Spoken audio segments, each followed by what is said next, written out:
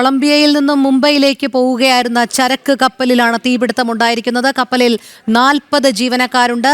50 കണ്ടെയ്നറുകൾ കടലിൽ പതിച്ചുവെന്നുള്ള വിവരങ്ങൾ വരുന്നുണ്ട്. ഏറ്റവും ഒടുവിലായി ഈ തീപിടിച്ച് പുകയുയരുന്ന കപ്പലിന്റെ ദൃശ്യങ്ങളും ലഭ്യമാകുന്നുണ്ട് ജനം ടിവിക്ക്. എന്തായാലും നിലവിലിപ്പോൾ ആശങ്കപ്പെടേണ്ട സാഹചര്യമില്ല എന്നാണ് ദുരന്ത നിവാരണ അതോറിറ്റി നൽകുന്ന മുന്നറിയിപ്പ്. അനഘയിലേക്ക് പോകുന്നു. അനഘ, ആശങ്ക വേണ്ട എന്ന് ദുരന്ത നിവാരണ വിഭാഗം അറിയിക്കുന്നുണ്ട്. അതുമാത്രമല്ല, എത്രയും പെട്ടെന്ന് ജീവനക്കാരെ രക്ഷപ്പെടുത്തി അവരെ കോഴിക്കോട് ബേപ്പൂരിലേക്ക് കൊണ്ടുവരും എന്നുള്ള ചില തീരുമാനങ്ങളിലേക്ക് കൂടി എത്തിയിട്ടുണ്ടെന്നാണ് അറിയാൻ കഴിയുന്നത്. വിവരങ്ങൾ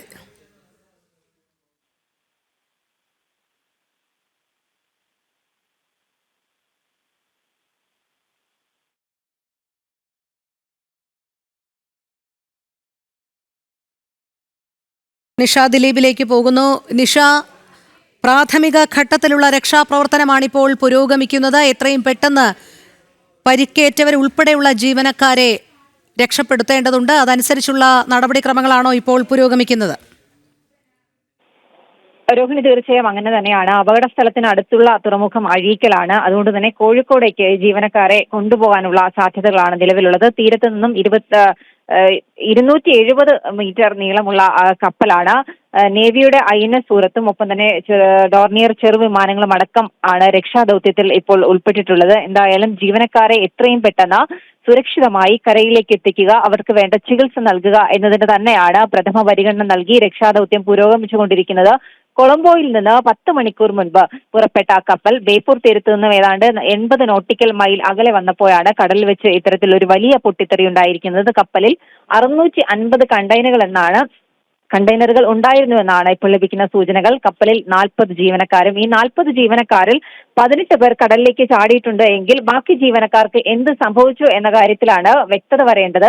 50ഓളം കണ്ടെയ്നറുകൾ കടലിലേക്ക് പതിച്ചിട്ടുണ്ട്. ഒപ്പം തന്നെ ഈ കണ്ടെയ്നറുകൾ പൊട്ടിത്തെറി ഉണ്ടായി കടലിലേക്ക് പതിക്കുമ്പോൾ ഏത് രീതിയിലാണ് ജീവനക്കാർക്കടക്കം പരിക്കേറ്റിട്ടുള്ളത് എന്ന കാര്യത്തിലൊക്കെ വലിയ ആശങ്ക നിലനിൽക്കുന്നുണ്ട്. എന്തായാലും രക്ഷാദൌത്യം പുരോഗമിക്കുന്നുണ്ട്. 18 പേർ, കടലിൽ ചാടിയ 18 ജീവനക്കാരെ എത്രയും പെട്ടെന്ന് തന്നെ കോഴിക്കോടേക്ക് കൊണ്ടുവരാനുള്ള നടപടികൾ, അവരെ കരയിൽ എത്തിച്ച് എത്രയും പെട്ടെന്ന് തന്നെ അവർക്ക് പ്രാഥമിക ചികിത്സ അടക്കം നൽകുന്നതിനുള്ള കാര്യങ്ങളാണ് ഇപ്പോൾ പുരോഗമിച്ചുകൊണ്ടിരിക്കുന്നത്. എന്തായാലും ബേപ്പൂർ തീരത്ത് നിന്ന് 50 നോട്ടിക്കൽ അകലെയാണ് ഇത്തരത്തിലുള്ള ഒരു വലിയ പൊട്ടിത്തെറി കടലിലുണ്ടായിരിക്കുന്നത്. അതിന്റെ ദൃശ്യങ്ങളടക്കം ഇപ്പോൾ പുറത്തു വന്നുകൊണ്ടിരിക്കുകയാണ്. കടലിൽ ഒരു വലിയ പൊട്ടിത്തെറി ഉണ്ടായി. 650 കണ്ടെയ്നറുകളിൽ 50ഓളം കണ്ടെയ്നറുകൾ കടലിലേക്ക് പതിച്ചു. നിഷ, തുടരുക.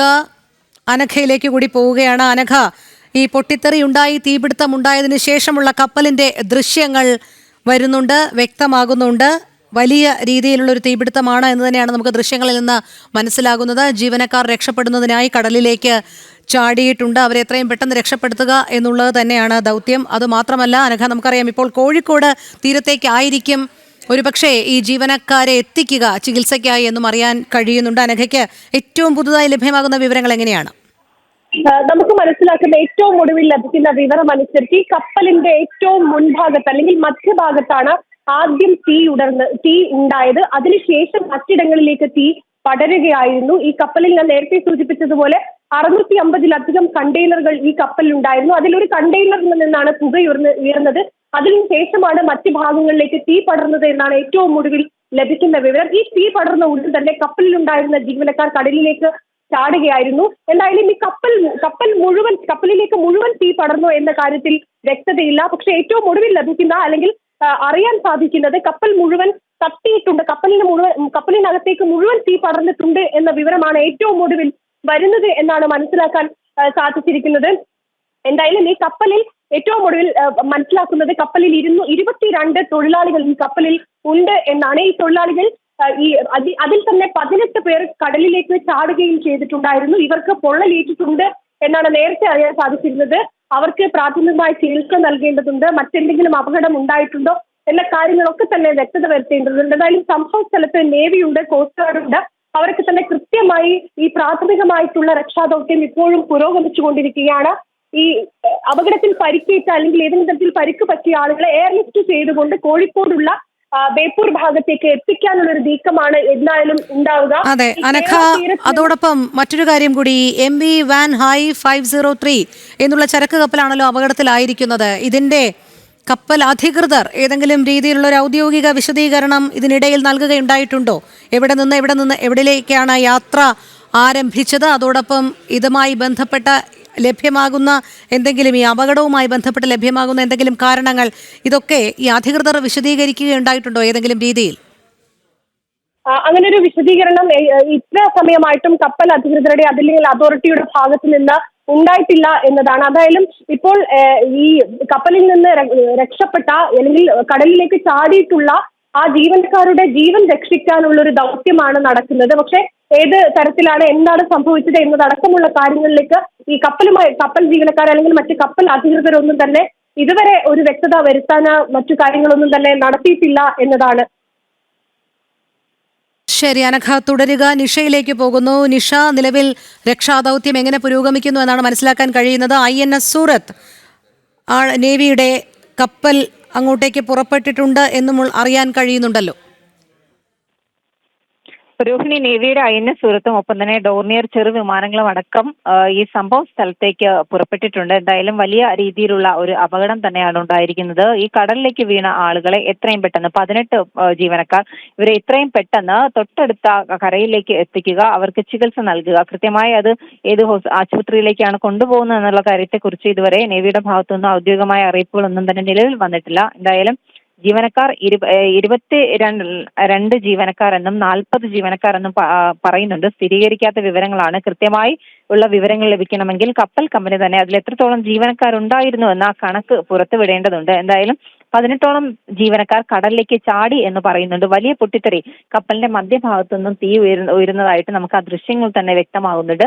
അതിനുശേഷം തീ മറ്റിടങ്ങളിലേക്ക് പടർന്നതായിരിക്കുമോ, അല്ലെങ്കിൽ ഈ പൊട്ടിത്തെറിയുടെ ആ ഒരു ശക്തിയിൽ അതിൽ ഉണ്ടായിരുന്ന 650 കണ്ടെയ്നറുകളിൽ 50 കണ്ടെയ്നറുകൾ കടലിലേക്ക് വീണതാണ്.